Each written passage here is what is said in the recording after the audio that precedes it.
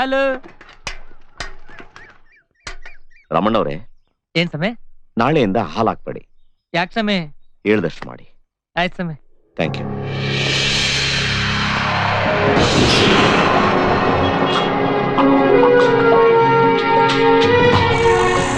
ಸಮಸ್ಯೆ ಸಮಸ್ಯೆ ಸಮಸ್ಯೆ.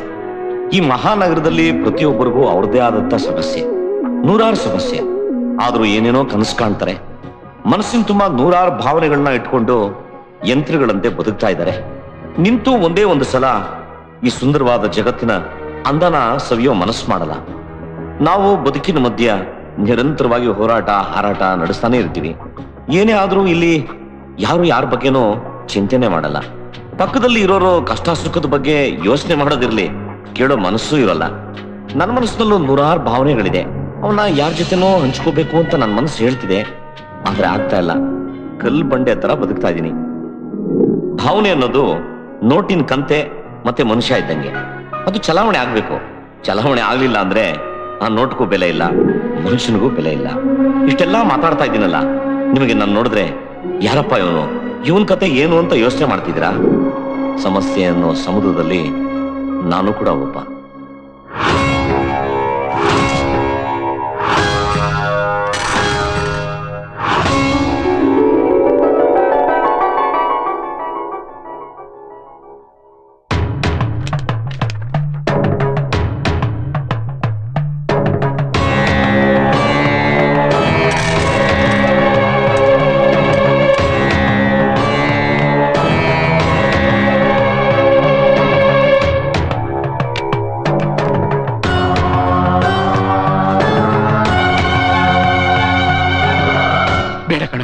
ಈ ಜಾತಕ ಆಗ್ಬರಲ್ಲ. ನಾನು ಆ ಹುಡುಗಿನ ಇಷ್ಟಪಟ್ಟಿದ್ದೀನಿ. ನೀವು ಜಾತಕ ಕೇಳಿದ್ರಿ, ತಂದ್ಕೊಟ್ಟೆ. ನೋಡು, ನಿಮ್ಮ ತಾಯಿಗೆ ಕುಜದೋಷ ಇದ್ದಿದ್ರಿಂದಲೇ ಅಕಾಲದಲ್ಲಿ ತೀರ್ಕೊಂಡ್ಲು. ನಿನಗೂ ಕುಜದೋಷ ಇದೆ. ಕುಜದೋಷ ಇರೋ ಹುಡುಗಿನೇ ಮದುವೆ ಆದ್ರೆ ನಿನಗೆ ತುಂಬಾ ಒಳ್ಳೇದು. ಆದ್ರಿಂದ ಈ ಹುಡುಗಿ ಬೇಡ ಕಣೋ. ಅವಳಿಗೆ ದೋಷ ಇದೆಯೋ ಇಲ್ವೋ ನನಗ್ ಬೇಕಾಗಿಲ್ಲ. ಜ್ಯೋತಿಷ್ಯ ಅನ್ನೋದು ಜೀವನದ ಕೈಗನ್ನಡಿ ಕಣೋ. ಜಾತಕನ ತಾತ್ಸಾರ ಮಾಡಬೇಡ. ನಿನಗೂ ಆ ಹುಡುಗಿಗೂ ಗಣಕೂಟಗಳು ಕೂಡಿ ಬರ್ತಾ ಇಲ್ಲಪ್ಪ.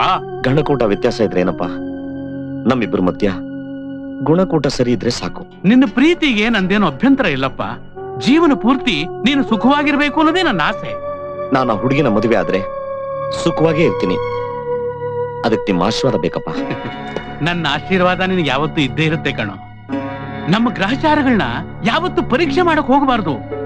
ನಾನು ಜ್ಯೋತಿಷ್ಯದಲ್ಲಿ ನಂಬಿಕೆ ಇಟ್ಕೊಂಡಿರೋನು. ಜ್ಯೋತಿಷ್ಯ ಯಾವತ್ತೂ ಸುಳ್ಳಾಗೋದಿಲ್ಲ. ಇದು 21ನೇ ಶತಮಾನ. ದೇವರು ಅನ್ಕೊಂಡಿರೋ ಚಂದ್ರನ ಮೇಲೆ ಮನುಷ್ಯ ಕಾಲಿಟ್ಟು ಬಂದಾಯ್ತು. ನಂಬಿಕೆ ಇರಬೇಕು, ಆದ್ರೆ ಇಷ್ಟೊಂದು ಮೂಢನಂಬಿಕೆ ಇರಬಾರ್ದು. ಇದು ಮೂಢನಂಬಿಕೆ ಅಲ್ಲ ಕಣೋ, ಕಣ್ಣು ಮುಂದಿರೋ ಸತ್ಯ ಕಣಪ್ಪ. ನೀನು ಹಠಕ್ಕೆ ಬಿದ್ದು ಆ ಹುಡುಗಿನ ಮದುವೆ ಮಾಡ್ಕೊಂಡ್ರೆ ಸುಖವಾಗಿರಲ್ಲ ಕಣೋ. ಅಪ್ಪ, ನನಗೆ 100 ವರ್ಷ ಬದುಕಬೇಕು ಅಂತ ಆಸೆ ಇಲ್ಲ. ನಾನು ಪ್ರೀತಿಸ್ತೋಳ ಜೊತೆ ಒಂದು ಕ್ಷಣ ಇದ್ರೆ ಸಾಕು. ಬೇಡ ಕಣೋ, ನನ್ನ ಮಾತು ಕೇಳು. ಅಪ್ಪ, ಮದುವೆ ಆದ್ರೆ ಆ ಹುಡುಗಿನೇ ಆಗೋದು. ಇಲ್ಲ ಅಂದ್ರೆ ಜೀವನ ಪೂರ್ತಿ ನಿಮ್ಮ ಸೇವೆನ ಮಾಡ್ಕೋತಾ ಬ್ರಹ್ಮಚಾರಿಯಾಗಿ ಎದ್ಬಿಡ್ತೀನಿ.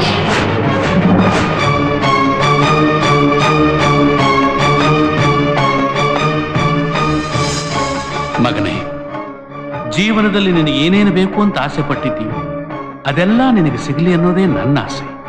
ಆದ್ರೆ ನೀನ್ ಇಷ್ಟಪಡ್ತಿರೋ ಹುಡುಗಿಯಿಂದಾನೇ ನೀನು ಕಷ್ಟಕ್ಕೆ ಸಿಗಾಕೋಬಹುದು ಅಂತ ನಾನು ನಂಬಿರೋ ಜ್ಯೋತಿಷ ಹೇಳ್ತಾ ಇದೆ. ಇದನ್ನೆಲ್ಲ ನಂಬದೆ ಮನೋಧೈರ್ಯದಿಂದ ಬದುಕೋ ಶಕ್ತಿ ನಿನಗಿದೆ. ಆದ್ರೆ ನನಗಿಲ್ಲಪ್ಪ. ನಿನಗೇನೇ ಒಂಚೂರು ನೋವಾದ್ರೂ ಅದನ್ನು ನೋಡಿ ಸಹಿಸಿಕೊಳ್ಳೋ ಶಕ್ತಿ ಆ ಭಗವಂತ ನನಗೆ ಕೊಟ್ಟಿಲ್ಲ.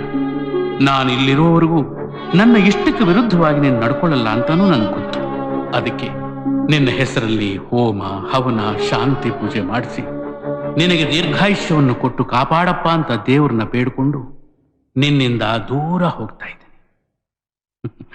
ಹೆದರ್ಕೋಬೇಡ, ನಾನು ಆತ್ಮಹತ್ಯೆ ಮಾಡ್ಕೊಳ್ಳೋಕೆ ಹೊರಟಿಲ್ಲ. ನನ್ನ ಹುಡುಕೋ ಪ್ರಯತ್ನ ಮಾತ್ರ ಮಾಡಬೇಡ.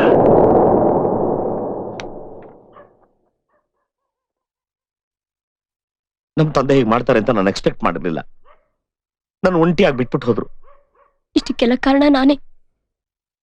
ನನ್ನಿಂದಾನೇ ನಿಮ್ ತಂದೆಯವರು ಮನೆ ಬಿಟ್ಟು ಹೋಗಿರೋದು. ನಾವ್ ಮದ್ವೆ ಆಗೋದು ಬೇಡ. ನಿಮ್ ತಂದೆ ಹೇಳ್ದ ಹಾಗೆ ಜಾತಕ ಹೊಂದೋ ಹುಡುಗಿ ಜೊತೆನೆ ಮದ್ವೆ ಆಗಿ ನಮ್ ತಂದೆನೂ ಹೋದ್ರು, ನಾನು ಎಲ್ಲಾದ್ರೂ ಹಾಳಾಗಿ ಹೋಗ್ತೀನಿ. ಹಾಗಲ್ಲ ಕೃಷ್ಣ, ನಿಮ್ ತಂದೆಗಿಷ್ಟ ಇದ್ದೆ ನಾವ್ ಮದ್ವೆ ಆಗೋದು ಒಳ್ಳೇದಲ್ಲ. ನೋಡು, ನಮ್ಮ ಅಪ್ಪನಿಗೆ ಇಷ್ಟ ಇಲ್ಲದೆ ಇದ್ರೆ ಬೇರೆ ತಂದೆ ತಾಯಿಗಳ ತರ ನಮ್ಮಿಬ್ರನ್ನು ಸಪರೇಟ್ ಮಾಡ್ತಾ ಇದ್ರು. ಆದ್ರೆ ಅವ್ರು ಹಾಗೆ ಮಾಡ್ಲಿಲ್ಲ. ಹಾಗಲ್ಲ ಕೃಷ್ಣ, ನಮ್ ತಂದೆ ಏನು ಅಂತ ನಂಗೆ ತುಂಬಾ ಚೆನ್ನಾಗ್ ಗೊತ್ತು. ನಾವಿಬ್ರು ಮದುವೆ ಆದ್ರೆ ಅವ್ರು ತುಂಬಾ ಸಂತೋಷ ಪಡ್ತಾರೆ. ಅವ್ರು ಎಲ್ಲೇ ಇದ್ರು ನಮ್ಮಿಬ್ರು ಹಾರೈಸ್ತಾರೆ. ನನ್ ಮನ್ಸು ಹೇಳ್ತಾ ಇದೆ, ಇವತ್ತಲ್ಲ ನಾಳೆ ಅವ್ರು ವಾಪಸ್ ಬಂದೇ ಬರ್ತಾರೆ ಅಂತ. ನಿಮ್ ನಂಬಿಕೆ ನಿಜವಾಗ್ಲಿ ಅನ್ನೋದೇ ನನ್ನ ಆಸೆ. ನನಗೆ ಹಿಡ್ದಿದ್ ಪೀಡೆ ಭಿಕ್ಷಿಕಂಗ್ ಹೋಯ್ತು. ರೇ ಸ್ವಾಮಿ, ಟೈಮ್ ಕೇಳ್ಬಿಟ್ಟು ಇದ್ದ ಕಡೆ ಬಂದ್ಬಿಟ್ಟಿದ್ದೀರಾ? ಅಲ್ಲಿಗೆ ಬಂದೆ. ಅಲ್ಲಿ ನೋಡಿ, ಅಲ್ಲಿ ನಿಂತಿದ್ದಾನಲ್ಲ, ಅವನ್ಗೆ IAS IPS ಓದ್ಬೇಕು ಅಂತ ತುಂಬಾ ಆಸೆ. ಪಾಪ ಡಾಲರ್ಸ್ ಇಲ್ಲ. ಆ ಸಮಯದಲ್ಲಿ ಒಂದು ಹುಡುಗಿನ ಬೇರೆ ಲವ್ ಮಾಡ್ತಿದ್ದ. ಅವಳು ನೋಡಿದ್ಲು, ಡಾಲರ್ಸ್ ಇಲ್ದೇ ಇರೋ ಗಿರಾಕಿ, ನಮ್ಗೆ ಯಾಕೆ ಅಂತ ಕೈ ಕೊಟ್ಲು, ಎಸ್ಕೇಪ್ ಆದ್ಲು. ಅಲ್ಲಿ ನಿಂತಿದ್ದಾಳಲ್ಲ, ಅವಳಿಗೆ ಮದುವೆ ಆಗಿದೆ. ಬಾಳಕ್ಕಾಗ್ಲಿಲ್ಲ. Dowry case. ಬರ್ತಾ ಇದ್ದಾನಲ್ಲ, ಅಮರ ಪ್ರೇಮಿ, ಮುಸ್ಲಿಮು, ಹಿಂದೂ ಹುಡುಗಿನ ಲವ್ ಮಾಡಿದ್ದ. ಅದಕ್ಕೆ ಜನ ಕೊಟ್ಟಿರೋ ಟೈಟ್ಲ್ ಏನ್ ಗೊತ್ತಾ? ಲವ್ ಜಿಹಾದ್. ಹೆಂಗ್ ಬೆಂಕಿ ಅಂಟ್ಕೊಂಡಿರ್ಬೇಕು. ಓಲ್ಡ್ ಫೇರ್ ಏನೋ ತಡಗ್ತಾವೆ ಅನ್ಕೋಬೇಡಿ. ಪಾಪ ಅಲ್ಲಿ ಬರ್ತಿರೋ ವಯಸ್ಸಾಗಿರೋ ಗಂಡ ಹೆಂಡತಿ ಎಲ್ಲ ತಂದೆ ತಾಯಿಗಳ ತರ ವಯಸ್ಸಾದ ಕಾಲದಲ್ಲಿ ನಮ್ಮ ಮಕ್ಕಳು ನಮ್ಮನ್ನ ನೋಡ್ಕೊಂತಾರೆ ಅಂತ ಹೇಳಿ ಅವ್ರ ಆಸ್ತಿನೆಲ್ಲ ಮಾರಿ ಮಕ್ಕಳನ್ನ ಚೆನ್ನಾಗಿ ಓದಿಸಿದ್ರು. ಆದ್ರೆ ಅವ್ರ ಮಕ್ಕಳು ಅವ್ರನ್ನ ನೋಡ್ಕೊಂಡಿಲ್ಲ. ಬದಲಿಗೆ ಅವ್ರನ್ನ ಜಾಡ್ಸ್ ಒದ್ರು. ಅವ್ರಿಲ್ ಬಂದ್ ಬಿದ್ರು. ಬಹಳ ಕಷ್ಟ ಕಣ್ರಿ. ವಯಸ್ಸಾದ ಕಾಲದಲ್ಲಿ ಮಕ್ಕಳು ಕೈ ಕೊಟ್ಬಿಟ್ರೆ ನರಕ ಅಲ್ಲಿಲ್ಲ, ಇಲ್ಲೇ ಇರೋದು. ಲೆಕ್ಕ ತಪ್ಪದವರೆಲ್ಲ ಈಗ ಅಡ್ಡದಾರಿ ಹಿಡಿಬೇಕು. ನೋಡಿ, ಕಳ್ಳನ್ ತರ ತಲೆ ಮೇಲೆ ಟೋಲ್ ಹಾಕೊಂಡ್ ಬರ್ತಿದ್ದಾನೆ. ನಿಮ್ಗಲ್ರಿ ಹೇಳಿದ್ದು ಅವನ್ಗೆ. ಅವನ್ ಇದಾನಲ್ಲ, ಚೀಟಿ ಕಂಪನಿ ಓನರು. ಇವತ್ತಿನ ಚೀಟಿ ಅಂದ್ರೆ 2 ವೈಟ್ 1 ರೆಡ್ ಇದ್ದಂಗೆ. ಪಾಪ ಇವನ್ ಹಣೆ ಬರಾನೇ ಬೇರೆ. ಇವನ್ ಕಸ್ಟಮರ್ಸ್ ಇವನ್ ಮೇಲ್ಕೋಟೆ ನಾಮ ಹಾಕ್ಬಿಟ್ರು. ಆ ಹುಡುಗ SSLC 2 ಸರಿ ಫೇಲು. ತಂದೆ ತಾಯಿ ಬೈದ್ರು ಅಂತ ಇಲ್ಲಿ ಬಂದಿದೆ ಪುಟ್ಟಬಾಳೆ. ರೇ ಸ್ವಾಮಿ, ನಮ್ಮ ಸ್ಟೋರಿನೇ ಮುಗಿದಿರೋ ಮೆಗಾ ಸೀರಿಯಲ್. ಇವ್ರ ಎಪಿಸೋಡ್ ನಮ್ಗೆ ಯಾಕೆ ಜೋಡಿಸ್ತಾ ಇದ್ದೀರಾ? ಯಾಕೆ ಅಂದ್ರೆ ಅವರೆಲ್ಲರೂ ತಮ್ಮಂಗೆ ಆತ್ಮಹತ್ಯೆ ಮಾಡ್ಕೊಳಕ್ ಬಂದಿರೋ.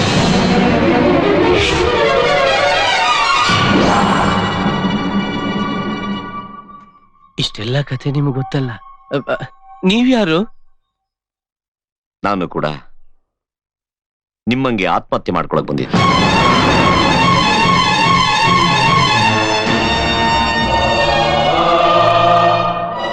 ನಾನು ಸಾಯೋ ವಿಷಯ ಜನಗಳಿಗೆ ಗೊತ್ತಾಗೋಗ್ಬಿಟ್ಟಿದೆ. ನನ್ನ ನೋಡ್ಕೊಂಡ್ ಬರ್ತಿದ್ದಾರೆ. ನನ್ನನ್ನು ನಂಬಿದವ್ರಿಗೆ ದಾರಿ ತೋರಿಸ್ಬೇಕಾದ್ದು ನನ್ನ ಧರ್ಮ.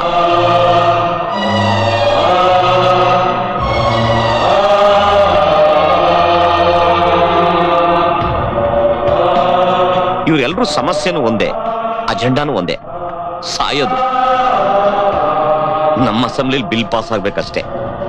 ದೇವರು ತುಂಬಾ ಕಿಲಾಡಿ. ಸಾವನ್ನ ಮುಚ್ಚಿಟ್ಟು ಬಿಟ್ಟಿದ್ದಾನೆ. ನಮ್ಮ ಗ್ರಾಚಾರ ಸಾವು ನಮ್ಗೆ ಗೊತ್ತಾಗೋಗ್ಬಿಟ್ಟಿದೆ. ಹ್ಯಾಪ್ ಮೋರ್ ಹಾಕೊಂಡು ಸಾಯೋದು ಬೇಡ. ನಾವೆಲ್ಲರೂ ನಗಾಡ್ಕೊಂಡು ಜಾಲಿಯಾಗಿ ಒಂದು ಟ್ರಿಪ್ ಹೋಗೋ ತರ ಹೋಗಿ ಸಾಯೋಣ. ಅದೆಲ್ಲ ಓಕೆ, ಸಾಯೋದ್ ಹೆಂಗೆ ಹೇಳ್ತೀನಿ.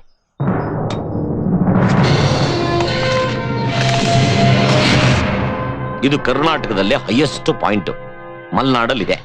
ಈಗ ನಾವಿಲ್ಲಿ ನಿಂತಿದೀವಲ್ಲ, ಈ ಜಾಗದಿಂದ ಆ ಜಾಗಕ್ಕೆ ಹೋಗಕ್ಕೆ ಸುಮಾರು 6 ಗಂಟೆಗಳ ಕಾಲ ಪ್ರಯಾಣ ಮಾಡಬೇಕು. ಅದು ರೋಡಲ್ಲಿ. ನಮ್ಮ ಬಸ್ಸು ಬೆಟ್ಟದ ತುದಿನ ತಲುಪುತ್ತೆ. ಬೆಟ್ಟದ ತುದಿಯಿಂದ ತಳಭಾಗಕ್ಕೆ 3-3.5 ಸಾವಿರ ಅಡಿ ಇರುತ್ತೆ. ಅದು ಡೆಡ್ ಎಂಡ್ ಕೂಡ. ನಮ್ಮ ಬಸ್ಸು ನೇರವಾಗಿ ಅಲ್ಲಿಂದ ಕೆಳಗಡೆಗೆ ಡ್ರಾಪ್ ಆಗುತ್ತೆ. ನಾವು ನೀವು ಎಲ್ರೂ ಆಮೇಲೆ ಸ್ವರ್ಗಕ್ಕೆ 3 ಗೇಣು. ನರಕ ಇಲ್ವಾ? ಅಲ್ಲೇ ಎಲ್ಲೋ ಲೆಫ್ಟ್ ಅಲ್ಲಿ ಇರ್ಬೇಕು. ಅಷ್ಟು ದೂರ ಹೋಗಿ ಯಾಕೆ ಸಾಯ್ಬೇಕು? ಇಲ್ಲೇ ಸಾಯ್ಬೋದಲ್ಲ. ನೀವು ಬಿದ್ರೆ ಆತ್ಮಹತ್ಯೆ, ಬಸ್ ಬಿದ್ರೆ ಆಕ್ಸಿಡೆಂಟ್. ಇದರಲ್ಲಿ 2 ಬೆನಿಫಿಟ್ ಇದೆ. ಒಂದು, ಆತ್ಮಹತ್ಯೆ ಮಾಡ್ಕೊಂಡ್ರು ಅನ್ನೋ ಅಪಾದನೆ ಇರೋದಿಲ್ಲ. 2ನೇದು, ನಾನು ನಿಮ್ಮೆಲ್ಲರ ಹೆಸರಲ್ಲಿ ಮಾಡಿಸಿರೋ ಇನ್ಶೂರೆನ್ಸ್ ನೀವು ಸತ್ತ ಮೇಲೆ ನಿಮ್ ಮನೆಯವ್ರಿಗೆ ಹೋಗಿ ಸೇರುತ್ತೆ. ನೀವು ಸತ್ರು ನಿಮ್ ಮನೆಯವರೆಲ್ಲ ನೆಮ್ಮದಿಗಿರ್ತಾರೆ. ನಿಮ್ಮೆಲ್ಲರ ಸಾವಿಗೆ ನಾನ್ ಗ್ಯಾರಂಟಿ. ಪ್ಲಾನ್ ಇನ್ನೂ ಚೆನ್ನಾಗಿದೆ, ಆದ್ರೆ ಬಸ್ಸು ಡೋಂಟ್ ವರಿ. ಬಸ್ ಡ್ರೈವರ್ನ ನಾನು ಆಲ್ರೆಡಿ ಅರೇಂಜ್ ಮಾಡಿದ್ದೀನಿ. ನೀನೊಬ್ಬ ಕೊಲೆಗಾರ. ಆತ್ಮಹತ್ಯೆ ಅನ್ನೋ ನೆಪದಲ್ಲಿ ಇವ್ರನ್ನೆಲ್ಲ ಕೊಲೆ ಮಾಡ್ತಾ ಇದೀಯಾ? ಅವ್ರ ಸಾವು ಅವ್ರ ಇಷ್ಟ. ಅದನ್ನ ತಡೆಯೋ ಹಕ್ಕು ಯಾರಿಗೂ ಇಲ್ಲ. ನಾನ್ ನಿನ್ನ ಸುಮ್ನೆ ಬಿಡಲ್ಲ, ಎಕ್ಸ್ಪೋಸ್ ಮಾಡ್ತೀನಿ ನಿನ್ನ.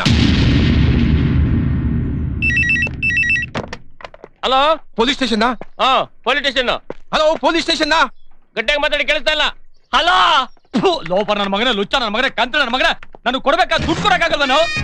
ಹೊಟ್ಟೆಗೆ ಅನ್ನ ತಿಂತೀಯ, ಬೇರೆ ಏನಾದ್ರು ತಿಂತಾ ಇದೆಯೋ? ಲೇ ನಾನು ಅವನಲ್ಲ ಕಾಣ್ಲೇ. ನಾಳೆ ಒಳಗಡೆ ನಾನು ದುಡ್ಡು ಬರ್ಲಿಲ್ಲ ಅಂದ್ರೆ ನಿನ್ನ ನಮ್ಮ ಹುಡುಗರು ಎತ್ತಾಕೊಂಡು ಬರ್ತಾರೆ.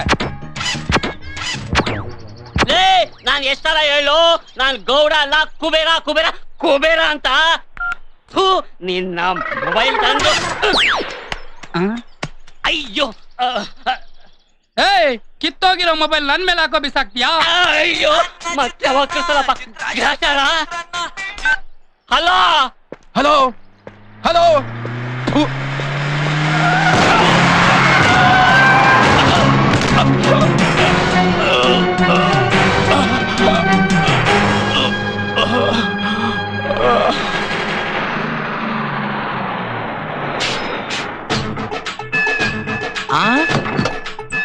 ಅಣ್ಣ ಅಣ್ಣ, ಇಲ್ಲೋ ಎಲ್ಲೋ ಅದರೆಂದು ನನ್ನ ಮನಸ್ಸು ಹೇಳುತ್ತಿದೆ.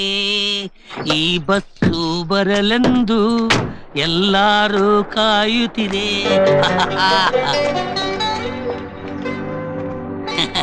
ಯಾಕಪ್ಪ ಲೇಟು? ಬಸ್ಸು ಪಾಸಿಂಗ್ ಮಾಡಿಸ್ಬೇಕಂತ ಶ್ರೀಕಂಠಂತೆ ಹೋಗಿದ್ದಪ್ಪ. ಅವ ಇದಕ್ ಹಿಂದಿಲ್ಲ ಮುಂದಿಲ್ಲ ತಳಗಿಲ್ಲ ಮ್ಯಾಗಿಲ್ಲ. ಏನಿದು ಡಬಲ್ ಮೀನಿಂಗ್? ಅದ ಕಾಗದ ಪತ್ರ. ಅದಕ್ಕೆ ವೈಕುಂಠ ಹೋಗಾಕ ಶ್ರೀಕಂಠಿಗೆ 10,000 ಕೊಡ್ಬೇಕಂತ ವಾಪಸ್ ಬಂದ್ಬಿಟ್ಟಪ್ಪ. ಆಯ್ತು, ಎಲ್ರು ಹತ್ತಿ. ಹತ್ರಿ ಕಂಡೀಷನ್ ಇಲ್ಲದ ಬಸ್ಸು, ತಗಣಿ ಸೇರಿದ ಪ್ಯಾಂಟು, ಕಟ್ಟಾದ ಸಿನಿಮಾದ ರೀಲು, ಇವು ಮೂರು ಅನುಭವಿಸೋರಿಗೆ ಗೊತ್ತಾಗುತ್ತೆ. ಹತ್ರಿ ಫಿಲಂ ಥಿಯೇಟರ್ ಆಪರೇಟರ್ ಅಲ್ಲ, ನಮ್ ಎಲ್ರು ಯಮಲೋಕಕ್ಕೆ ಕರ್ಕೊಂಡು ಹೋಗೋಕೆ ಬಂದಿರೋ ಯಮಕಿಂಕರ.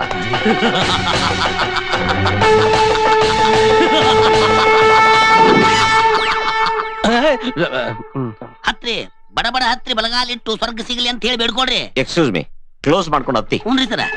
ಬಂಗಾರ ಬಾಳ ಐತಪ್ಪ. ಕೈ ಸ್ವಚ್ಛ ತೊಳ್ಕೊಂಡು ನೋ ಮಾರಾಯ. ಸರ್ ಸರ್ ಸರ್, ಇದೇನ್ ಸರ್ ಇಷ್ಟ ಬೇಗ ಹೊಟ್ಬಿಟ್ರಿ? ಟೈಮ್ ಬಂತು, ಹೊರಟ್ಬಿಟ್ವಿ. ಬೈ ದ ಬೈ, ಒಂದ್ 2-3 ದಿನ ನೀವು ಕಾಣ್ಲಿಲ್ವಲ್ಲ? ಮದುವೆ ಆಯ್ತು ಸರ್. ಮದುವೆ ಆಗಿರ್ಲಿಲ್ವಾ? ಆಗಿತ್ತು ಸರ್. ಎರಡನೇದ? Anyway, best of luck. ಇಟ್ಕೊಳ್ಳಿ. ಸರ್ ಇದೇನ್ ಸರ್ ಇಷ್ಟೊಂದು ದುಡ್ಡು ಕೊಟ್ಬಿಟ್ರಿ? 3ನೇ ಹನಿಮೂನು ನೆನಪಲ್ಲಿ ಉಳಿಯೋ ದಿನ. ಇಟ್ಕೊಳ್ಳಿ. Thank you sir. ಮೆನ್ಷನ್ ಮಾಡಿ. ಯಾಕಪ್ಪ ಹತ್ತು? ನಂದಿ ನೀನು ಬರ್ಲಿಲ್ಲ, ಒಂದ್ 5 ನಿಮಿಷ ವೇಟ್ ಮಾಡಿದ್ರೆ. ಮತ್ತೊಬ್ರು ಬರ್ಬೇಕಾ? ಆ ತಳ ನಿಮ್ ಮಂದಿಗೆ ದೊಡ್ಡ ರೈಲ್ವೆನೇ ಬೇಕು. ಹಲೋ, ಸ್ಲಿಪ್ ಆಗಿ. ಹ್ಞೂನ್ರಿ ಸರ.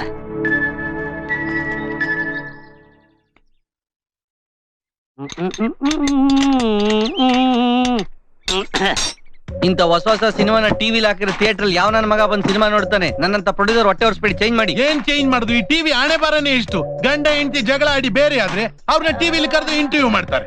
ಇನ್ನು ಈ ಜನ್ಮದಲ್ಲಿ ಇವ್ರ ಹಣೆ ಬರ ಎಂತಂತಾನೆ ಗೊತ್ತಿಲ್ಲ, ಹಿಂದಿನ ಜನ್ಮದ ಹೇಳ್ತಾರಂತೆ. ಚಾನೆಲ್ ಚೇಂಜ್ ಮಾಡ್ ಮರೆಯ. ಆತ್ಮಹತ್ಯೆ ಮಾಡಿಕೊಳ್ಳಲು ಹೋದವರ ವಿಷಯ ಇನ್ನೂ ನಿಗೂಢ. ನಗರದ ಸಾರ್ವಜನಿಕರಲ್ಲಿ ಮನೆ ಮಾಡಿದೆ ಆತಂಕ. ಸಾಮೂಹಿಕ ಆತ್ಮಹತ್ಯೆಗೆ ಇನ್ನುಳಿದಿರೋದು 2 ಗಂಟೆ ಬಾಕಿ. ಇಂದು ಸಂಜೆ 6 ಗಂಟೆಗೆ 11 ಜನರ ಗುಂಪೊಂದು ಸಾಮೂಹಿಕ ಆತ್ಮಹತ್ಯೆ ಮಾಡಿಕೊಳ್ಳಲು ಹೊರಟಿರೋ ವಿಷಯ ಸಾರ್ವಜನಿಕರಲ್ಲಿ ಆತಂಕ ಮೂಡಿಸಿದೆ. ಪೊಲೀಸ್ ಇಲಾಖೆ ಅವರನ್ನೆಲ್ಲ ಹುಡುಕೋದ್ರಲ್ಲಿ ಸತತವಾಗಿ ಕಾರ್ಯನಿರತವಾಗಿದೆ. ಅವರನ್ನೆಲ್ಲ ಮರಣ ದೀಕ್ಷೆಗೆ ಕರೆದೊಯ್ತಾ ಇರೋ ಆ ಅಪರಿಚಿತ ವ್ಯಕ್ತಿ ಯಾರೆಂಬುದು ಇನ್ನೂ ತಿಳಿದು ಬಂದಿಲ್ಲ. ಈ ಸಾಮೂಹಿಕ ಆತ್ಮಹತ್ಯೆಯ ಡೆಡ್ ಲೈನ್ಗೆ ಇನ್ನೂ ಕೇವಲ 2 ಗಂಟೆ ಕಾಲಾವಧಿ ಇರೋದ್ರಿಂದ ಜನರಲ್ಲಿ ಆತಂಕ ಮತ್ತಷ್ಟು ಹೆಚ್ಚಾಗ್ತಾ ಇದೆ. ಮುಂದಿನ 2 ಗಂಟೆಗಳಲ್ಲಿ ಏನಾಗುತ್ತೆ ಅನ್ನೋದನ್ನ ಕಾದು ನೋಡಬೇಕಾಗಿದೆ.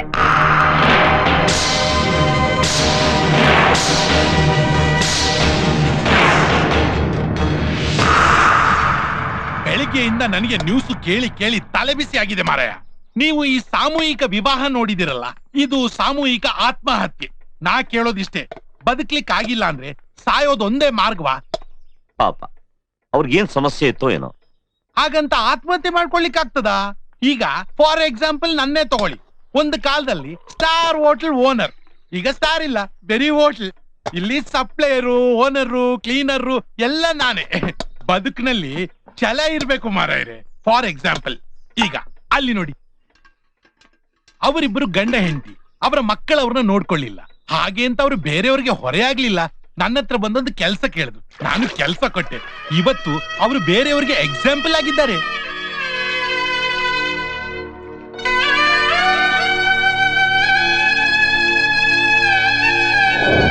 10 ವರ್ಷಗಳಿಂದ ಅಪ್ಪ ಅಮ್ಮನ ನಾನೇ ನೋಡ್ಕೊತಾ ಇದ್ದೀನಿ. ಇನ್ಮೇಲೆ ನನ್ ಕೈಲಿ ಆಗಲ್ಲ. ಅವ್ನ್ ಕರ್ಕೊಂಡೋಗಿ ನೀನೇ ಸಾಕು. ನಮಗೂ ಮುದ್ಕರ್ ಕಾಟ ಸಹಿಸಿ ಸಾಕಾಗಿದೆ. ನೀವೇನಾದ್ರೂ ನಿಮ್ಮ ಅಪ್ಪ ಅಮ್ಮನ ಮನೆ ಕರ್ಕೊಂಡ್ ಬಂದ್ರೆ ನಾನು ನನ್ನ ತೋರ್ ಮನೆಗೆ ಹೋಗ್ಬೇಕಾಗತ್ತೆ ಅಷ್ಟೇ. ಏಯ್, ನೀನ್ ಯಾಕೆ ಹೋಗ್ತೀಯಾ? ಕೆಲಸ ಕೊಡ್ಸಿ ಮದ್ವೆನೂ ಮಾಡಿಲ್ವಾ? ಆ ಋಣಕ್ಕೋಸ್ಕರ ಇವನು ತಂದೆ ತಾಯಿಗೆಲ್ಲ ಸಾಕ್ಲೇಬೇಕು. ಅಪ್ಪಯ್ಯ ಇರೋ ಒಂದ್ ಸೈಟ್ ಮಾರ್ಬಿಟ್ಟು ನೀನ್ ಜೀವನ ಮಾಡಕ್ಕೆ ಅಂಗಡಿ ಹಾಕೊಡ್ಲಿಲ್ವಾ? ನ್ಯಾಯವಾಗಿ ನೋಡಿದ್ರೆ ಅಪ್ಪ ಅಮ್ಮನ್ ನೀನೇ ಸಾಕ್ಬೇಕು. ನೀನ್ ನನಗ್ ನ್ಯಾಯ ಹೇಳಕ್ ಬರ್ಬೇಡ. ಆಗಲ್ಲ ಅಂದ್ರೆ ಆಗಲ್ಲ, ಆಗಲ್ಲ ಅಂದ್ರೆ ಎಲ್ಲೋಗ್ತಾರ ಅವ್ರು? ಯಾವ್ದಾದ್ರೂ ಅನಾಥಾಶ್ರಮಕ್ಕೋ ವೃದ್ಧಾಶ್ರಮಕ್ಕೋ ಬಿಟ್ಟು ಬನ್ನಿ. ನಿಮಗ್ ನಾನ್ ಬೇಕಾ ನಿಮ್ಮ ಅಪ್ಪ ಅಮ್ಮ ಬೇಕಾ? ಯಾರ್ ಬೇಕೋ ನೀವೇ ಡಿಸೈಡ್ ಮಾಡಿ. ನಿಮ್ಮ ಅಪ್ಪ ಅಮ್ಮ ಸಾಯೋವರೆಗೂ ನಮ್ಗೆ ಯಾರಿಗೂ ನೆಮ್ಮದಿ ಇಲ್ಲ ರೀ.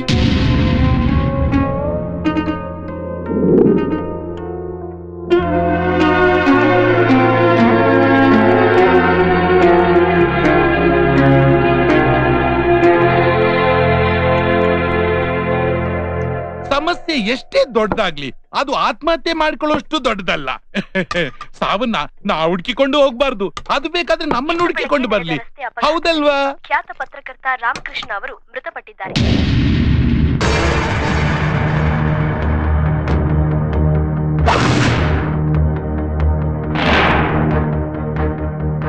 ಅಪಘಾತ ನಡೆದ ಸ್ಥಳದಲ್ಲಿ ಪತ್ರಕರ್ತ ರಾಮಕೃಷ್ಣ ಅವರ ಮೊಬೈಲ್ ದೊರೆತಿದ್ದು ಅದರಲ್ಲಿ ಸಾಮೂಹಿಕ ಆತ್ಮಹತ್ಯೆಗೆ ಹೊರಟಿರೋರ್ ಬಗ್ಗೆ ಕೆಲವು ಮಾಹಿತಿಗಳು ಲಭ್ಯವಾಗಿದೆ ಎಂದು ಡಿವೈಎಸ್ಪಿ ಅರವಿಂದ್ ತಿಳಿಸಿದ್ದಾರೆ. ಈ ಮಾಹಿತಿಗಳಿಂದ ಆತ್ಮಹತ್ಯೆಗೆ ಹೊರಟಿರೋರ್ ಬಗ್ಗೆ ಸುಳಿವು ಸಿಗುವುದೇ ಎಂದು ಕಾದು ನೋಡಬೇಕಾಗಿದೆ. ಕ್ಯಾಮರಾಮನ್ ರಾವ್ ಜೊತೆ ರಾಗಿಣಿ, TV9 ಬೆಂಗಳೂರು. ಆತ್ಮಹತ್ಯೆ ಅನ್ನೋ ನೆಪದಲ್ಲಿ ಇವ್ರನ್ನೆಲ್ಲ ಕೊಲೆ ಮಾಡ್ತಾ ಇದ್ದಾರೆ.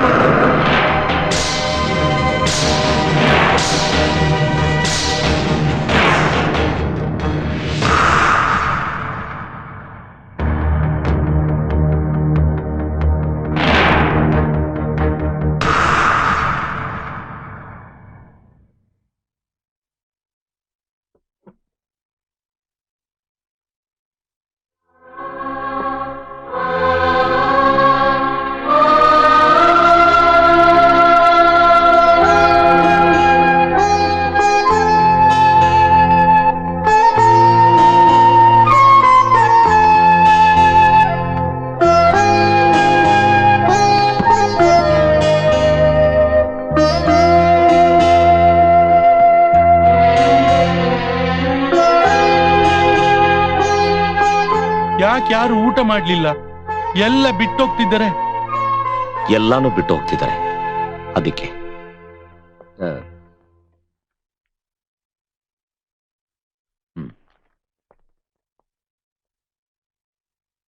ಎಂತ ಇದು?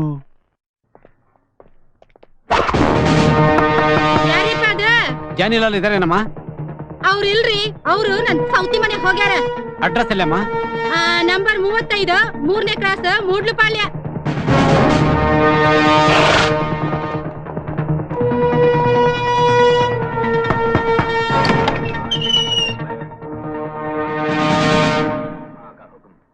क्या होना? ವಾಚ್ಮನ್ ಜಾನಿಲಾಲ್ ಇದಾನ? नहीं वो तो अभी चले गया. ಎಲ್ಲಿಗೋದ? 3ನೇದು ಹೆಂಡತಿ ಹತ್ರ ಹೋಗಿದೆ.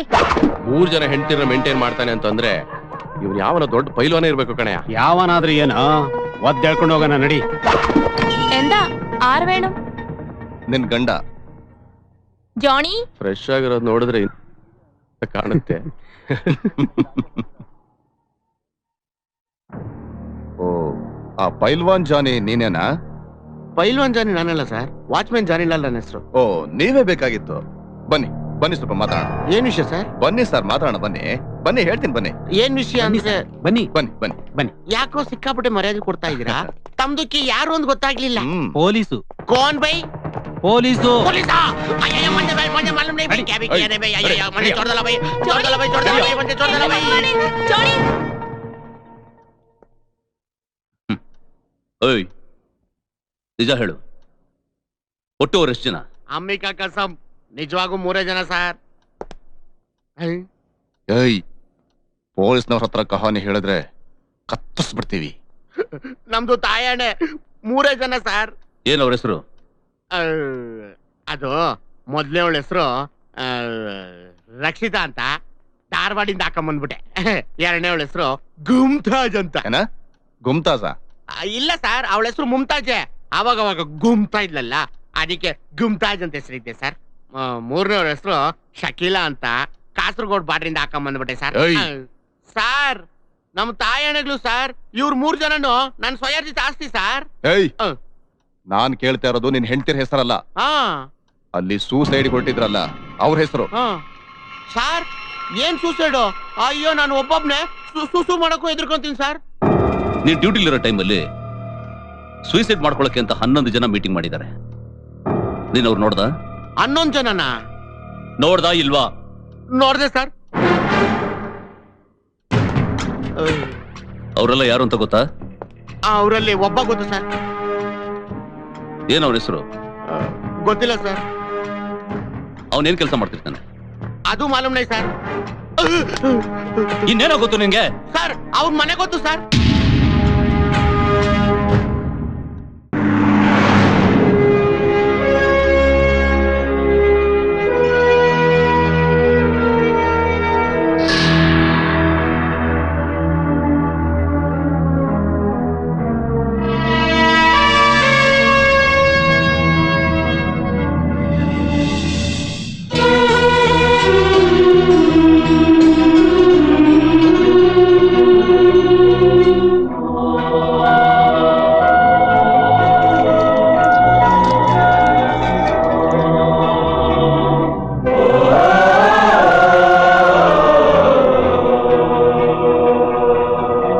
ಸಾವನ್ನ ನಾವು ಹುಡುಕಿಕೊಂಡು ಹೋಗ್ಬಾರ್ದು, ಅದು ಬೇಕಾದ್ರೆ ನಮ್ಮನ್ನು ಹುಡುಕಿಕೊಂಡು ಬರ್ಲಿ. ತಾಯಿ ಆಗ್ತಿದ್ದಾಳಪ್ಪ. ನಿನ್ ತರನೇ ಒಂದು ಹೆಣ್ಮಗು ಬೇಕು. ಮಿನಿ ಮೀನಾ.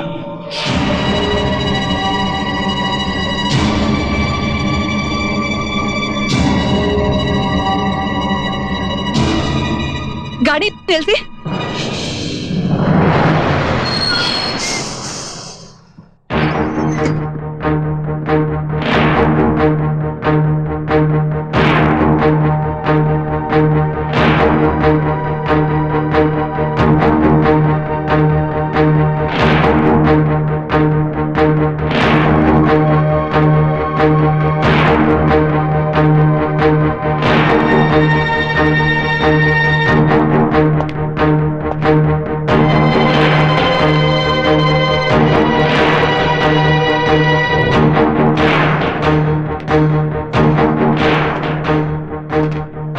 ಬೈರ್ದೆಸೆಗೆ ಇಳಿದ್ರಿ ಅಂತ ಅನ್ಕೊಂಡೆ, ನೋಡಿದ್ರೆ ಗುಂಪಾಗಿ ಭಿನ್ನ ಮತ ಮಾಡ್ದಂಗಿದೆ. ಯಾವ ಸರ್ಕಾರ ಬೀಳ್ಸಕ್ಕೆ ಅಂತ ಹೇಳಿದ್ರೆ ನಾವು ಜಾಯ್ನ್ ಆಗ್ತಿದ್ವಿ. ಇಲ್ಲ ಸರ್,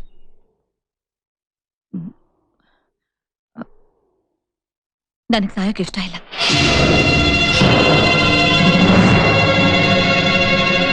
ನನ್ನವರು ಅಂತ ಈ ಪ್ರಪಂಚದಲ್ಲಿ ಯಾರು ಇಲ್ಲದೆ ಹೋದ್ರು, ನನ್ನ ಹೊಟ್ಟೆಲಿರೋ ಮಗುಗೋಸ್ಕರ ಆದ್ರೂ ನಾ ಬದುಕ್ತೀನಿ.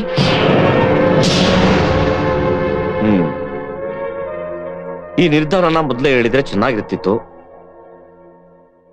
ನಿಮ್ ಈ ನಿರ್ಧಾರಕ್ಕೆ ನಾವು ಭದ್ರಾಗಿದ್ದೀವಿ.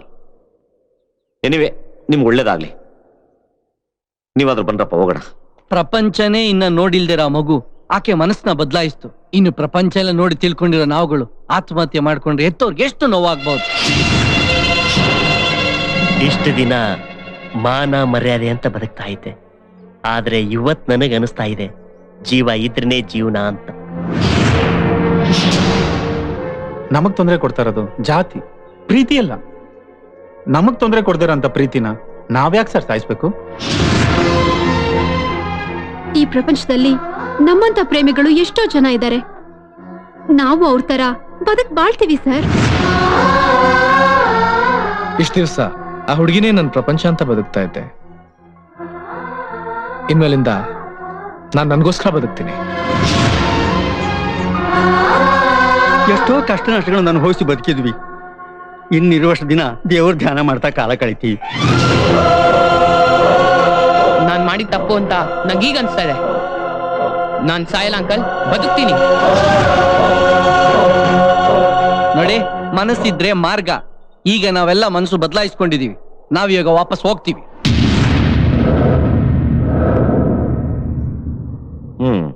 ನೀವೆಲ್ಲ ಬದಲಾಗಿದ್ದೀರಿ. ಏನ್ ನೋಡ್ ಬದಲಾದ್ರಿ? ಕಷ್ಟ ಅಂದ್ರಿ, ಸಮಸ್ಯೆ ಅಂದ್ರಿ, ಸಾಲ ಅಂದ್ರಿ. ಈಗ ಅದೆಲ್ಲ ಎಲ್ಲೋಯ್ತು? ಒಬ್ಬ ಮನುಷ್ಯ ತಪ್ಪು ಮಾಡ್ದ ಅಂದ್ರೆ ಅವನ್ಗೆ ವರ್ಷಾನ್ಗಟ್ಲೆ ಜೈಲ್ ಶಿಕ್ಷೆ ಕೊಡ್ತಾರೆ, ಆದ್ರೂ ಅವ್ನು ಬದಲಾಗೋದಿಲ್ಲ. ಅಂಥದ್ರಲ್ಲಿ ನೀವೆಲ್ಲ ಕೇವಲ 6 ಗಂಟೆಗಳ ಕಾಲ ನನ್ನ ಜೊತೆ ಬಸ್ಸಲ್ಲಿ ಪ್ರಯಾಣ ಮಾಡಿ ಬದಲಾಗಿದ್ದೀನಿ ಅಂತ ಹೇಳ್ತಿದ್ರಿ. ಅದನ್ನ ನಾನು ನಂಬೇಕು? No chance.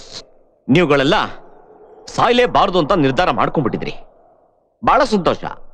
ಒಂದು ವೇಳೆ ನಾಳೆ ಮತ್ತೆ ಅದೇ ಕಷ್ಟ ಬಂದ್ರೆ ಮತ್ತೆ ಸಾಯ್ಬೇಕು ಅನ್ಕೋತೀರಿ, ಆಗ ನಾನ್ ಸಿಗಲ್ಲ, ಡ್ರೈವರ್ ಸಿಗೋದಿಲ್ಲ, ಬಸ್ಸು ಸಿಗೋದಿಲ್ಲ.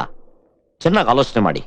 ದಯವಿಟ್ಟು ನಮ್ಮನ್ನ ಬಿಟ್ಬಿಡಿ. ರೇ, ಸಾಯ್ತೀನಿ ಅಂದಾಗ ಕರ್ಕೊಂಬರಕ್ಕೆ, ಸಾಯಲ್ಲ ಅಂದಾಗ ಕರ್ಕೊಂಡು ವಾಪಸ್ ಬಿಡಕ್ಕೆ ನಾನೇನ್ ಟ್ರಾವೆಲ್ ಏಜೆಂಟಾ? ನೋಡಿ, ಒಂದು ಮಾತು ಹೇಳ್ತೀನಿ, ಜ್ಞಾಪಕ ಇಟ್ಕೊಡಿ. ಏನೇ ಆದ್ರೂ ನಿಮ್ ಯಾರನ್ನು ವಾಪಸ್ ಹೋಗಕ್ ಬಿಡಲ್ಲ. ಏನ್ರಿ ಹೆದರ್ಸ್ತೀರಾ? ನಾ ಸಾಯಲ್ಲ ಅಂದ್ರೆ ಏನ್ರಿ ಮಾಡ್ತೀರಾ? ನಾವೀಗ ವಿಚಾರ ಮಾಡಿ ಬದಲಾಗಿದ್ದೀವಿ. ನಮ್ ಪಾಡಿ ನಮ್ಮನ್ನು ಬಿಟ್ಬಿಡಿ ಅಂದ್ರೆ ಆಗಲ್ಲ ಅಂತಿರಲ್ಲ. ನಿಮಗೇನು ಮನುಷ್ಯತ್ವ ಇಲ್ವಾ? ನಿಮ್ಮನ್ನ ತುಂಬಾ ದೊಡ್ಡ ಮನುಷ್ಯ ಅನ್ಕೊಂಡಿದ್ದೆ. ಏನ್ರಿ ಒಳ್ಳೆ ಕ್ರಿಮಿನಲ್ ತರ ಮಾತಾಡ್ತಾ ಇದ್ದೀರಾ? ಹೋಗ್ಲಿ, ನಾವು ಸಾಯೋದ್ರಿಂದ ನಿಮಗೇನ್ರಿ ಲಾಭ? ಸಾವಿನ ಮನೆ ಬಾಗಲ್ನ ತಟ್ಬಿಟ್ಟು ಬಂದಿರಿ. ಜೀವ ಏನು, ಜೀವದ ಬೆಲೆ ಏನು ಅಂತ ನಮಗ್ ಗೊತ್ತು. ನಿಮ್ಗೇನ್ರಿ ಗೊತ್ತು?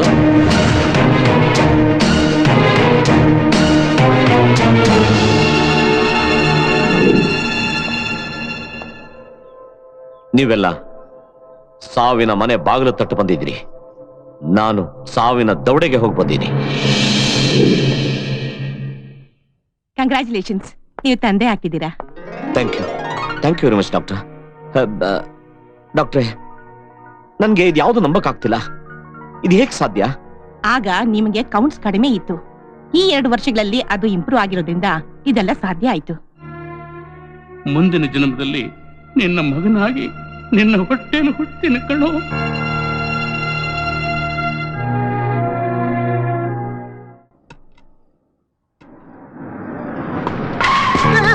ಅಯ್ಯೋ, ಒಂದ್ ನಿಮಿಷ. ಪಾಪ ಅಜ್ಜಿ, ಮೈಗೆ ಹುಷಾರಿಲ್ವಾ? ಇದೊಳಿ, ಬನ್ನಿ ಪ್ಲೀಸ್ ಬನ್ನಿ. ಹೊರಟು ಬನ್ನಿ. ಕೆಲಸ ಮುಗಿಸ್ಕೊಂಡು ಬಂದ್ರಿ. ಆಯ್ತು, ನೀವು ಹೋಗು. ನಮಸ್ಕಾರ ಸರ್, ನಾವೆಲ್ಲ ಸಮಾಜ ಸೇವಕರು. ಸಮಾಜ ಸೇವೆ ಮಾಡೋಕ್ಕೆ ದುಡ್ಡು ಶಾರ್ಟೇಜ್ ಬಂದ್ಬಿಟ್ಟಿದೆ. ತಾವು ಕೊಟ್ರೆ ನಾವು ತಗೊಂಡೋಗ್ಬಿಡ್ತೀವಿ. ಎಷ್ಟಿದೆ ಅಷ್ಟು ಕೊಟ್ಬಿಡಿ ಸರ್, ತಗೊಂಡೋಗ್ಬಿಡ್ತೀವಿ. ಮುಟ್ಟು ಮಾತಾಡ್ಬೇಡಿ ಪ್ಲೀಸ್. ಕೊಡ್ತೀಯಾ ಇಲ್ವಾ? ಆಯ್ತಪ್ಪ, ಸಿಟ್ ಮಾಡ್ಕೋಬೇಡಿ, ತಗೊಳ್ಳಿ.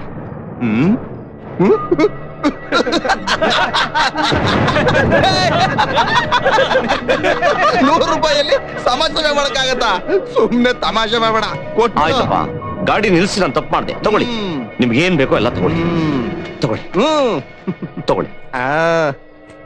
ವೈಟ್ ಇಲ್ಲ. ಕಾರಲ್ಲಿ ಏನಾದ್ರು ಇಟ್ಟಿರ್ತಾರೆ, ಹುಡುಕ್ರಲ್ಲೇ. ಅಲ್ಲಿ ಮಾತ್ರ ಹೋಗ್ಬೇಡಪ್ಪ. ನೀವು ಕೇಳಿದ್ದೆಲ್ಲ ಕೊಟ್ನಲ್ಲ, ಪ್ಲೀಸ್. ಒಂದ್ ನಿಮಿಷಪ್ಪ, ಒಂದ್ ನಿಮಿಷ ತಾಳ್ಮೆ ತಗೊಳ್ಳಿ. ಚಿನ್ನ ಬಿಚ್ಕೊಟ್ಬಿಡು, ಕೊಟ್ಬಿಡು ಎಲ್ಲ.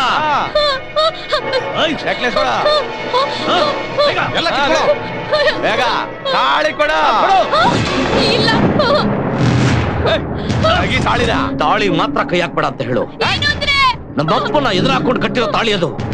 100 ಜನದ ಆಶೀರ್ವಾದ ಇದೆ. ಹೇಳೋರ್ಗೆ.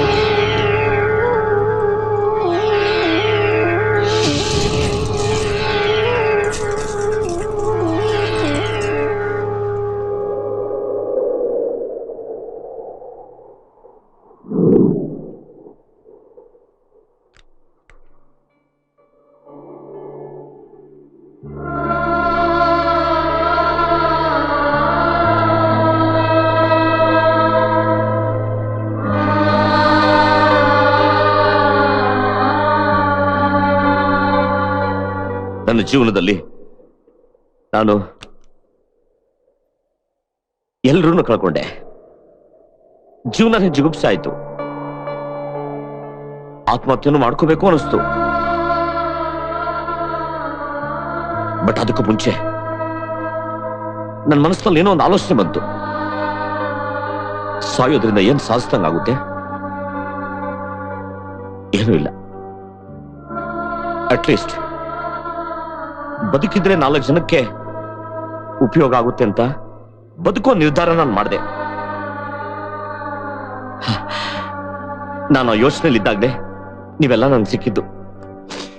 ರೀ ಸ್ವಾಮಿ, ನಿಮ್ಮ ಕಷ್ಟದ ಮುಂದೆ ನಮ್ಮ ಕಷ್ಟ ಏನೇನೂ ಇಲ್ಲ. ನಿಮಗೂ ಇಷ್ಟೊಂದು ನೋವಿದೆ ಅಂತ ಖಂಡಿತವಾಗಿ ನಮಗೆ ಗೊತ್ತಿರಲಿಲ್ಲ ಸರ್. ನಿಮ್ ಲೈಫ್ ನಲ್ಲಿ ಇಷ್ಟೊಂದು ಸೆಂಟಿಮೆಂಟ್ ಇದೆ ಅಂತ ನನ್ಗೀಗ ಅರ್ಥ ಆಗ್ತಾ ಇದೆ ಸರ್. ನೀವೆಲ್ಲ ನಿಮ್ಮ ಸಮಸ್ಯೆನೆ ದೊಡ್ಡದು ಅಂತ ಹೇಳ್ಕೊಂಡು ನನ್ನ ಹತ್ರ ಬಂದ್ರಿ.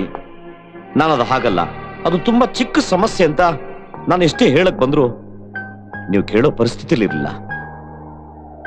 ಅದಕ್ಕೆ ಈ ಬಸ್ ಪ್ರಯಾಣ.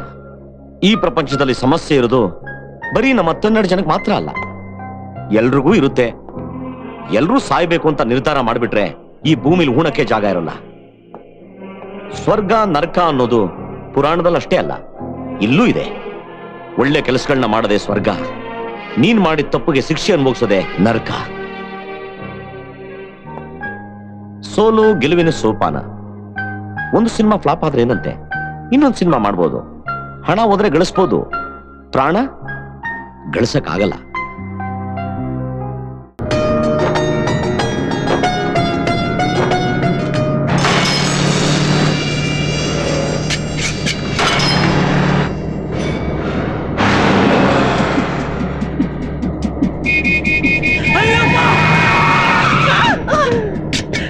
Break fail ಆಗ್ಬಿಟ್ಟದ್ರಿ. ಗಾಡಿ ಕೈಯಾಗ ಕಲಾಗತ್ತಿಲ್ಲ. ರೋಡ್ ಮೇಲೆ ಅಡ್ಡೆ ದಿಟ್ಟಿ ಓಡಾಡಕತ್ತೈತಿ. ಗೇರ್ನ ಡೌನ್ ಮಾಡ್ಕೊತಾ ಬಾ, ಡೌನ್ ಮಾಡು. ಒಟ್ಟ ಗಾಡಿ ಕಂಟ್ರೋಲ್ ಆಗುವಲ್ರು.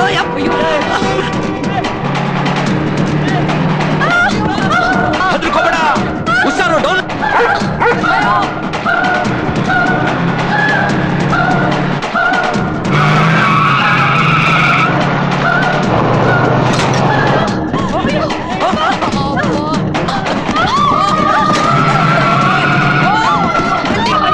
ಧೈರ್ಯವಾಗಿರಿ, ಹೆದರಬೇಡಿ.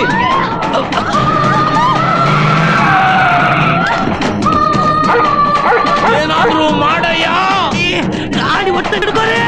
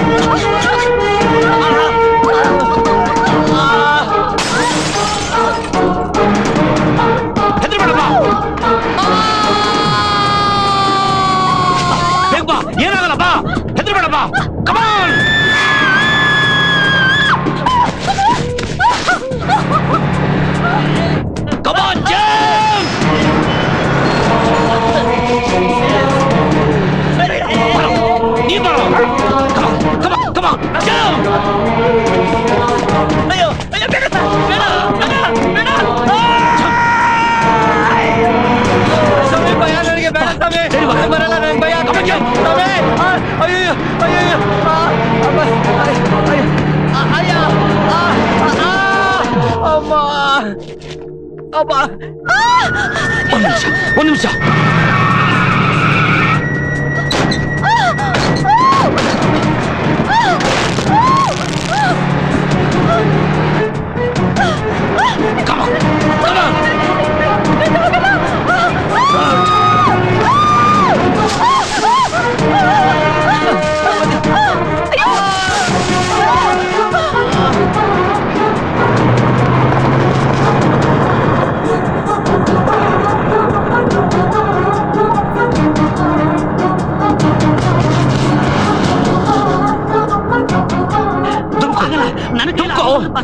ಧೈರ್ಯ ಮಾಡ್ಕೋ. ಅಯ್ಯಪ್ಪ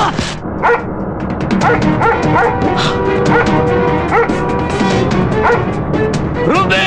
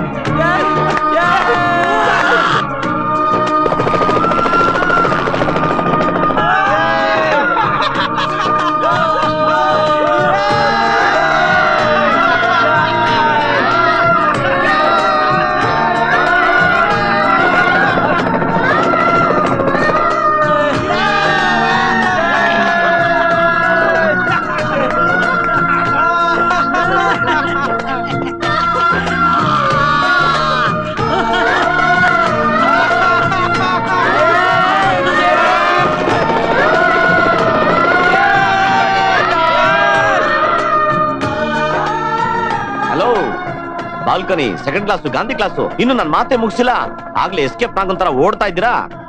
ಕಷ್ಟ ಸುಖದ ಮಧ್ಯೆ ಬಾಳೋರೆ ನಿಜವಾದ ವೀರರು. ಸುಖ ಬಂದಾಗ ಹೀಗಿ, ಕಷ್ಟ ಬಂದಾಗ ಕೂಗ್ತಾರಲ್ಲ, ಅವರು ನಿಜವಾದ ಹೇಡಿಗಳು. ನೋಡಿ, ನಾನ್ ನಿಮ್ಗೊಂದು ಮಾತು ಹೇಳ್ತೀನಿ. ಒಬ್ಬ ಮನುಷ್ಯರಿಂದೆ ಗಂಡ, ಹೆಂಡತಿ, ತಂದೆ, ತಾಯಿ, ಬಂಧು ಬಳಗ, ಹೀಗೆ ದೊಡ್ಡ ಪರಿವಾರನೇ ಇರುತ್ತೆ. ಆತ್ಮಹತ್ಯೆ ಮಾಡ್ಕೊಂಡ್ರೆ ನೀವು ಒಬ್ಬರೇ ಸಾಯೋದಿಲ್ಲ, ಅಷ್ಟು ಜನನು ಸಾಯಿಸ್ಬಿಟ್ಟು ಹೋಗ್ತಾ ಇರ್ತೀರಿ ನೀವು. ಅದಕ್ಕೆ ತಿಳಿದವರು ಒಂದು ಮಾತಿನ ಬಳುವಳಿನ ಬಿಟ್ಬಿಟ್ಟು ಹೋಗಿದ್ದಾರೆ. ಏನ್ ಗೊತ್ತಾ? ಈಸಬೇಕು, ಇದು ಜಯಿಸಬೇಕು. ಏನೋ ನಂಗೆ ಅನ್ಸಿದ್ದೆಲ್ಲ ಹೇಳಿದೀನಿ, ತಾವು ಫಾಲೋ ಮಾಡ್ತೀರಿ ಅನ್ಕೊಂಡಿದೀನಿ. ಅಕಸ್ಮಾತ್ ಮತ್ತೆ ನೀವು ಅದೇ ತಪ್ಪು ಮಾಡಿದ್ರೆ ನೀವಿರೋ ಜಾಗಕ್ಕೆ ಮತ್ತೆ ನಾನು ಬರ್ತೀನಿ. ಯಾಕೆ ಹೇಳಿ? ನಾನು ಯಾವತ್ತಿದ್ರು ನಿಮ್ಮವನೇ.